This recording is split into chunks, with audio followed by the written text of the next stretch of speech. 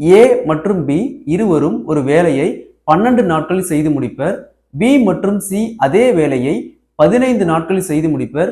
C மற்றும் ஏ இருவரும் சேர்ந்து அதே வேலையை 20 நாட்களில் செய்து முடிப்பர் எனில் ஏ மற்றும் பி மற்றும் சி மூவரும் சேர்ந்து எத்தனை நாட்களில் அந்த வேலையை செய்து முடிப்பர்னு கேட்குறாங்க. இந்த மாதிரி சம் கேட்டாங்களா?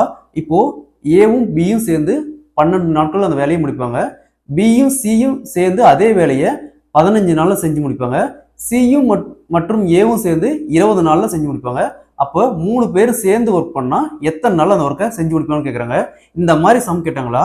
டைரக்டா 2 into first 12 next 15 next into 20 divide by first இது ரெண்டும் 12 இன்ட்டு 15 பிளஸ் அடுத்து இது ரெண்டும் 15 இன்ட்டு 20 நெக்ஸ்ட் இது ரெண்டும் 12 into 20 next 2 into 12 into 15 into 20 divide by இங்கே காமனாக 5 வெளியே எடுத்துமா இங்கே 12 into 3 plus 3 into 20 plus 12 into 4 அடுத்தது 2 into 12 into 15 into 20 divide by 5 into இதை சால்வ் பண்ணுமா 144 வரும்.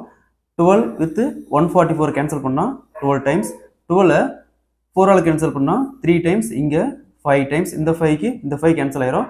15 வித் 3ஆல் கேன்சல் பண்ணால் 5 டைம்ஸ் பேலன்ஸ் பார்த்தோம்னா 2 அண்ட் 5 இருக்குது. அப்போது 2 இன்ட்டு 5 ஈக்குவல் டு 10 days. அப்போது ஏவும் பியும் சியும் 3 பேர் சேர்ந்து 10 daysல அந்த ஒர்க்கை கம்ப்ளீட் பண்ணுவாங்க.